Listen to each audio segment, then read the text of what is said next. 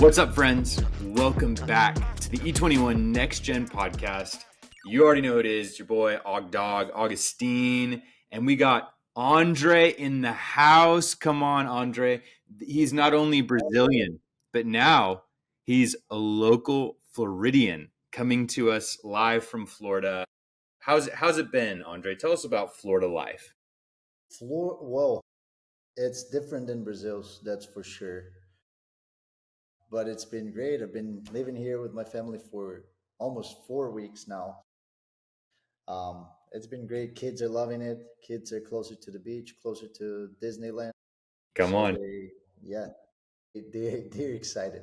And Andre, you were just telling me about a restaurant that's just it's been a favorite of yours, but it's really cementing itself. And some people globally will know it, some people won't. I went to one in Paris, France, so I know they're global. What has been marinating in your heart and in your stomach recently? Do you mean which? Because we mentioned two. Are you Yes, which talking one is about the sandwich one? Because mention Chick both. Give them both a shout out. Chick-fil-A. So Chick-fil-A is something that I always loved coming from Brazil to visit, but now I'm realizing living here, it won't work eating every day. Although I would love to, I'm having to control myself a little bit. Yes. But the other one, Chipotle, is the healthy option. I heard. Healthier. That's yeah. I mean, Chipotle.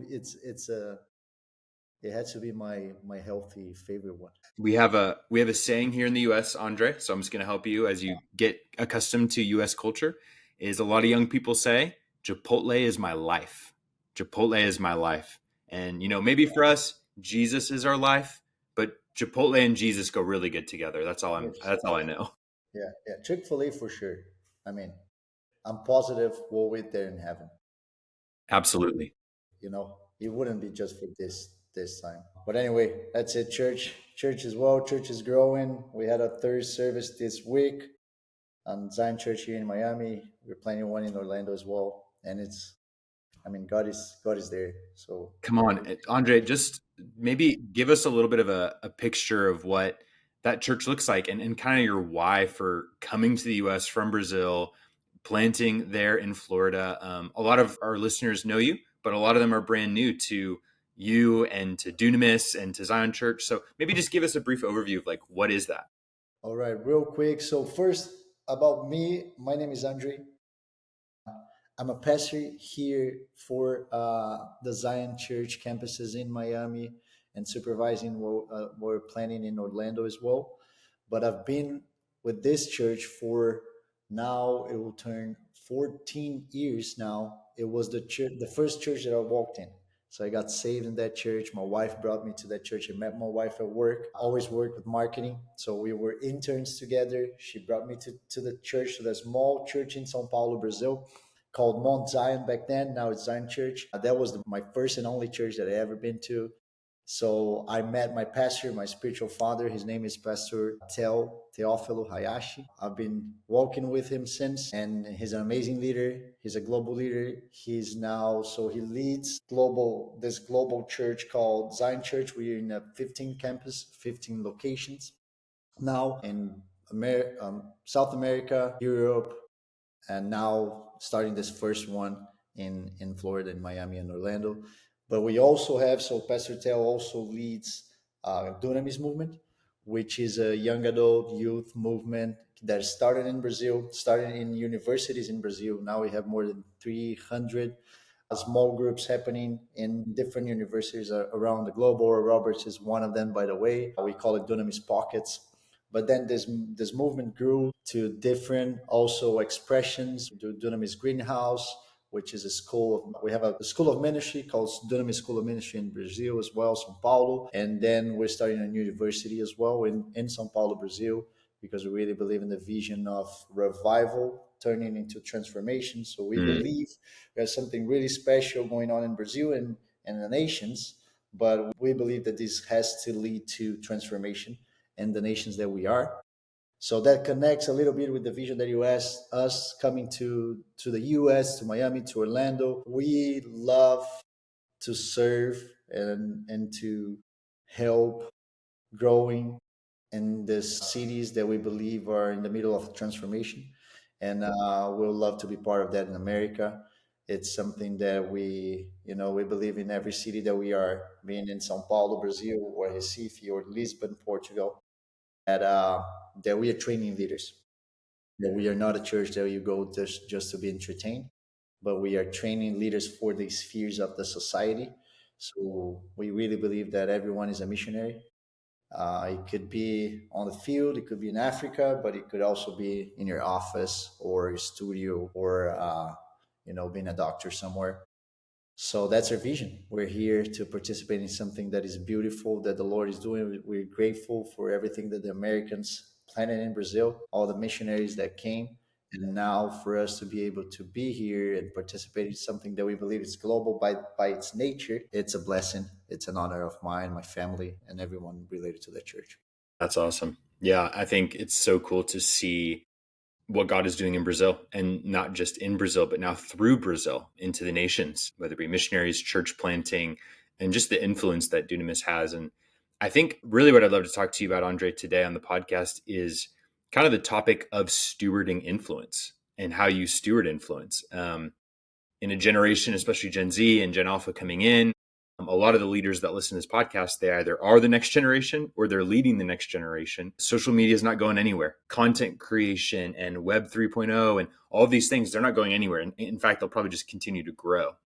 And the accessibility that the next generation has, and that we have as leaders in the next generation, to phones and laptops and cameras and live streaming and YouTube. There's so much when it comes to cameras and platforms and microphones. I think you rewind 10, 20 years ago, microphones were reserved for stages, but now we carry microphones in our pockets all the time. And so I would be curious to kind of ask, even in the midst of what you're seeing with Dunamis and Brazil and global expansion and God using you guys in a lot of different countries, a lot of different cities, what is kind of a theme that Dunamis has when it comes to stewarding influence? How do you guys steward influence when and you're doing big, awesome things for God and social media and churches and conferences and movements? How do you steward that influence and yet remain humble and submitted to Jesus in the process?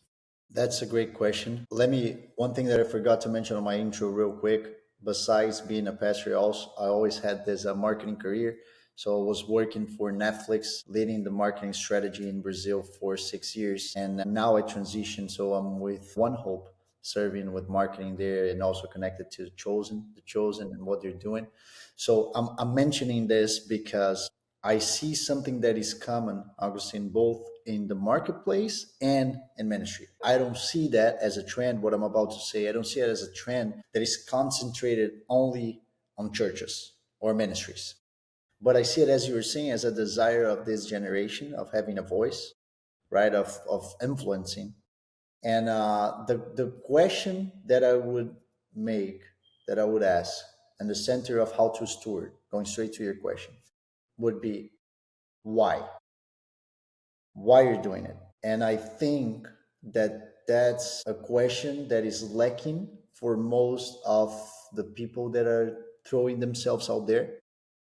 So if you study the Bible, if you study how the disciples made everything possible, from being a 12 people group to transforming the world, the platforms were a consequence to the big why they carried. The platforms were not the goal. So Apostle Paul, could go to Greece and preach on a platform, or to Rome and preach on a platform, or write letters, because he was not planning to become a writer. He was not planning to become a preacher. He was not planning to have, an itinerant ministry. He had a message that was so big that he had to share with people through Mm, letters, through his life, through preaching. And I think that what this generation is getting wrong sometimes is wanting to pursue the platform as a goal. mm, So I want to be a preacher. I want to be a video maker. I want to be a podcaster. I want to be, and it's almost like these people were are answering to a desire to a desire of having a voice. But the reality is you can only have a voice after you have a good message. That's true. So that's where you should start. So like thinking of us as Dunamis, like a lot of people would look at us and look at the events, look at the big gatherings, and they'll say, all right, so the right way to do it is through gatherings, is Mhm. through putting some people on stadiums, is through, and they're looking at the consequence of something and not the goal. So a lot of people are looking at it and look at this and trying to pursue it. So, all right, well, so let's create a gathering or let's create a podcast. And they don't stop to ask why. Mm. Why? And I think a good way, it could sound super simple, but it's not. Because the why, usually the first why, I don't remember who has this theory. Augustine, you're the academic, or at least you're married to one. Sure. And someone has this theory of asking five whys. I don't remember who, uh, but that's because the first why is always shallow. So we probably have a why. Like, why? Because they need. But why? Because this generation is lacking something like this. All right, but why you? They could be lacking something like this, but why are you doing it? And why are you bringing different? So I think that it's not only asking one why, but it's really wrestling with it. Yeah. Like, man, if I'm investing my voice, my time, my effort in creating a channel, on uploading videos to Instagram or whatever the platform is, I better have a good why. Because if I don't, when I hit a wall, when I post my first video, my second, my third, maybe my 10th video, and I have 10 people watching it, I will quit. Because if I'm pursuing the platform and then the platform is not giving me the returns I want, then I just quit. Yep. And if your why or your why's, I don't know if you say something like this in Yeah. English. Yeah. If the several whys that you're asking are strong enough, they can lead you through disappointments. They can lead you through failure way better than trying to have a platform. Yeah, and I think if we look at what it means to be successful in the kingdom, and we say, what does Jesus say about this? Doesn't talk about platforms, doesn't talk about the amount of followers. Jesus had 12 followers, and then a bunch of other people that were in and out. And yet we have, many of us have hundreds, thousands of followers on Instagram, and we think that's not enough. I don't have enough of a voice. I need more. I need more. When Jesus says, hey, be faithful, be faithful. And parable after parable, we see people saying, hey, were you faithful with what you were given? Did you multiply what you were given? Exactly. Doesn't matter if you have 5 talents or 1 talent. Did you multiply the talents you were given? Yeah, And I think there's a lesson in faithfulness about that. I agree. And to your point, his command was always for them. His expectation was for them to serve. That was the path for them to become leaders. And I think there's a question that when I'm teaching brands, like corporate world, I ask the same question that I'll ask a young preacher, or let's say a young YouTuber, young people wanting to have a voice. I would ask, plan in such a way that you're asking yourself, 5 years from now, you accomplish what you want, right? You have 10 million subscribers. And then the next day, you disappear. Or even if you already have a platform, I would ask that already. If tomorrow you disappear, your channel just shuts off, what is the world lacking by you not being in that space? Mm, What is that? I would ask that for a brand. Like, if your brand does not exist tomorrow, would anyone notice, and why? mm, What is different? What is lacking in a world without your brand? that's good. Because I think that's a way of us humbling ourselves. Mm, Because you gotta have a vision that is big enough. Even, and I'm not saying how big you are, because maybe your reach is 10 people. And that's okay. You don't have to be huge. What I'm asking is, if your audience is 10 people, then tomorrow you don't exist anymore. What would happen in the lives of these 10 people? That's the kind of push that I think we need to ask yourselves. We need to push yourselves to be in that space of let's humble ourselves, but let's also have a vision that we believe is changing something, and we're not just doing because everyone else is doing. Yeah, that's beautiful. That's a beautiful way of looking at it. Let me ask you this too. I think another temptation for leaders who maybe get influence. So let's say you do have a significant following, whether it be on social media, in your church, your small group. You have people that you know you're influential. A lot of leaders listening to this podcast, they have influence in their own cities and groups and churches and ministries. How do you make sure that it doesn't get to your head? Like how do you make sure in a world that makes it about selfish ambition that you stay humble? How have you seen that with Dunamis and in your own life? How do you guys stay humble? All right. That's a great question, Augustine. I would say something, and I'll use an example of preaching, but I believe that adapts to, any way of leading that you have. There's something that I ask myself, or that I try to put as a high standard after I preach a message, and that'll be how transparent I was, and not transparent in the sense of honest, but how invisible I was. Because if I did a good job, people are not walking out of the church saying that's a good preacher, but they're walking out saying that's a good God. Mm, That's Jesus. Jesus is so good to me. And they're yeah, not impressed by a person. yeah. Every time I walk out of a pulpit, I do the same prayer. And that's it. And it's, Lord, help me decrease so that you can increase. Mm, Help me, forgot the word in English. Help me decrease so it can increase, and help me be more, like, less liquid in me so that you can pour more liquid in me. yeah, yeah. And that's a prayer that I do to make sure I will never think I'm the focus of what I'm doing. And I would say to influencers out there, and I've been walking with some people that have a big influence. And one thing that I always tell them is don't believe the press. Just don't believe the press. Don't believe the comments that are below your video. Because some of them will be clapping, "Oh, you're awesome, preach. Oh my gosh, this is the best message I ever heard." And then some of them will be actually criticizing you. So you need to know who you are so that you're okay with not being the center. And I think that's the problem with a lot of people. They start having influence and they start hearing to the press. Mm, They start hearing the press as a way of being more secure on what they're doing. And in a way that could be good because it's you hearing feedbacks. You're not blind to it. But you shouldn't do this so that you know who you are. hmm. You shouldn't do this so that you're more secure in your leadership, because the truth is, if you do a good job, they should focus on God. I was reminded of when the Queen of Sabbath go to how is it in English? Queen of that goes visiting Solomon, Yeah, Sheba. Queen of I Sheba. said Queen of Sabbath, which would Yeah, be a cool, like, a it's Saturday yeah, the Saturday Queen of kind of Sabbath. queen. Queen of Sheba.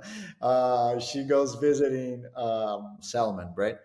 And when she leaves, she sees the castle, everything like sparkling, awesome, amazing. But when she leaves, the Bible says she is impressed with his God.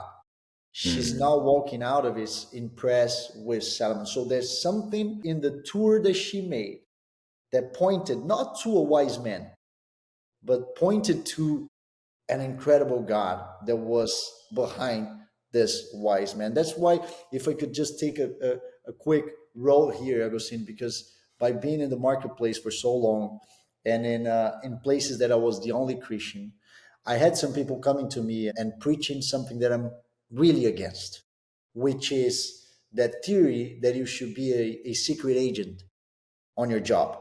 So you're a Christian, but no one knows you're a Christian, right? And there's a lot of people saying that that's wise, because then you can be excellent, and through your excellency, people will see God. And sorry, I cannot agree with that, amen. because first, Apostle Paul say that I'm not living anymore. Christ is living through me. So if that's true, and I have to present to someone a face that is not a Christian face, that's when I start pretending. Mm-hmm. That's when I start trying, pretending to be someone I'm not. So I don't have a face that is not Christian to present to people. Mm-hmm. That should be one of the first things. Of course, you need to be wise on the way you communicate, on how you're loving people, how you're not just throwing religion on them. All of that is true. But hiding my faith is out of the question, out of the equation, because if I'm hiding it, how can a Queen of Sheba go out of my presence impressed by my God? Yep. Yep. If she doesn't know I'm a Christian, if she doesn't know who my God is, then she's impressed by me. Mm. So there's a lot of people trying to be wise, but then stealing the glory of God in the Mm-hmm. middle of it. Mm. So I gotta know so well my mission. That is just like Jesus said, I'm not doing something because I want. I'm doing because the Father asked me to. So I believe, Augustine, if we do in such a way, everything in our life, work, ministry, preaching, singing, dancing, Mm. making videos, whatever we do with a mission point of view or a mission based approach to what we're doing, then it's not me. It will never be me. The glory cannot be mine because I know I'm not the one doing it. Yep. That's beautifully said, Andre. Thank you for sharing that. I think, yeah, don't leave Christ out of the middle, for I'm unashamed of the gospel of Jesus Christ. That we have to be bold, and that's Exactly. online, that's in the office, that's So at that he will church. not be ashamed of us. Yes, That's what he said. it's biblical. And so I don't care if you're in Chipotle or if you're in Chick-fil-A or if you're in your favorite coffee shop, be bold for the gospel. Yeah. And I see that in the next generation. I see the boldness. I see courage rising up in them, and I'm excited to see what they do. And I think, kind of to end our conversation, I'd love for you to give maybe a little bit of practical advice. So the youth pastors on here, the young leaders on here, the ones that are having the next generation under their wing and they're raising them up. What is the message of courage and maybe encouragement that you would say to the young leaders on here to inspire them to trust the next generation, to give them opportunity, to say yes, like give them the chance. Yeah, they may mess up. Yeah, they may make mistakes, but God's calling them. How do we as leaders empower the next generation and do it with trust? I love this, Augustine. Thank you. Thank you for asking this question. And maybe people won't like my answer, but I won't apologize because I believe so much Come on, what say I'm it. about to say.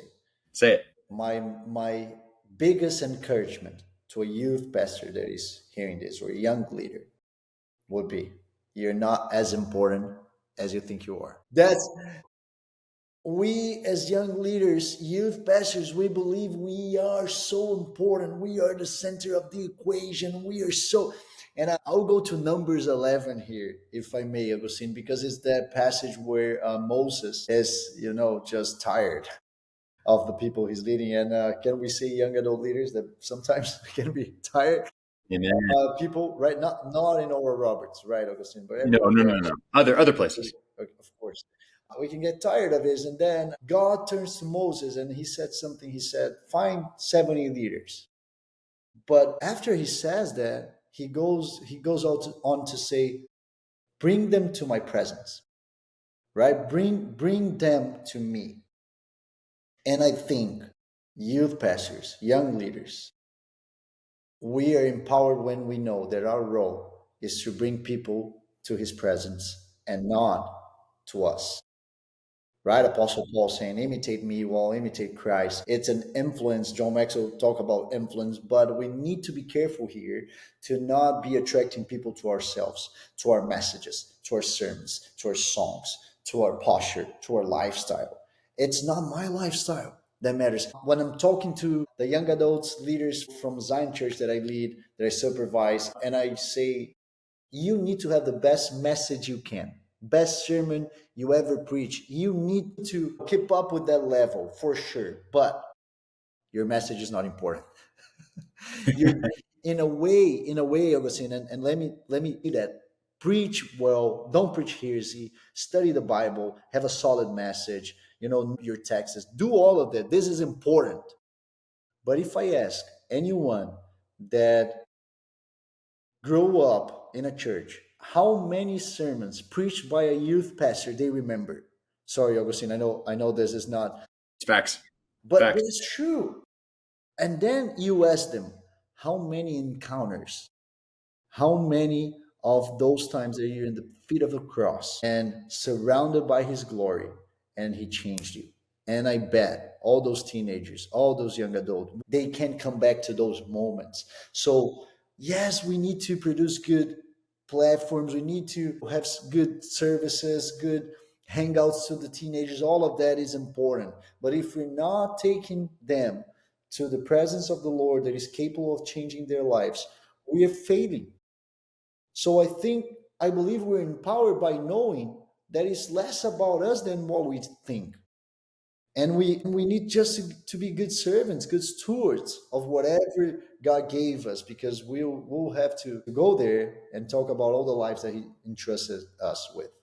Absolutely. But I believe it's not in a way of the pressure is on me, it's on us. Now I'm the leader here, and I need to come up with good messages. I need to come up. Man, if I could give a short job description to a youth pastor, I would say your job is to bring people to his presence. Yes. And Yes. when they're there, yes, you walk with them, you disciple them, you bring the word to them, you inspire them, but they need to be there first. Is Eli and Samuel. Once I realized God is calling them, so you go. You answer to whatever he has to say to you. In Eli's case, it was not good to Eli, but at the Yep. same time, that was his job. Yep. His job was to say to this young boy, oh, hey, you're learning how to listen to the voice of the Most High, to the Lord, to the Creator of all. So now go and listen to him. Mhm. That's our job at the end of the day. That's what Man, I believe. We all man, are. that's the whole message right there. We could sit and talk about that for an hour, but I want to respect your time. I want to respect our listeners' time. Andre, I think to sum it up, I'm just going to requote what you already said, John 3:30. Lord, may you increase and may I decrease. And I think if we have that mentality as leaders, if we instill that mentality into our youth and our young adults, imagine what God could do with a generation of humble yet hungry leaders that say, I want to be at the forefront of what God is doing, not for my sake, but solely for the glory of God. Yes. And I'm I believe excited. we'll see this generation, Agustin. I believe Yes, we're seeing them yes, right yes, now. They're here. yes. And because of that, all the more reason that us as leaders listening to this podcast right now, we need to make sure it's not about us. It's not about our branding. It's not about our followers. It's about Him. And so I would encourage everyone listening to this podcast. Andre and I aren't perfect. We have to heart check all the time to say, Lord, would that be true of me? And if it's true of me, let's make sure it's true of our teams and the youth under us. And so I challenge all of you as leaders on this podcast that are listening, let's be a generation humble and yet hungry at the same time. Andre, thank you so much for taking the time to chat and be on the podcast. I love that you're in the U.S., my brother. You get to be a brother in the U.S., and I can't wait to visit you in Florida. I love to be closer, and I love having this conversation. Thank you for having me. Absolutely. Thank you guys for listening to the Empower 21 Next Gen podcast. We'll catch you guys next week.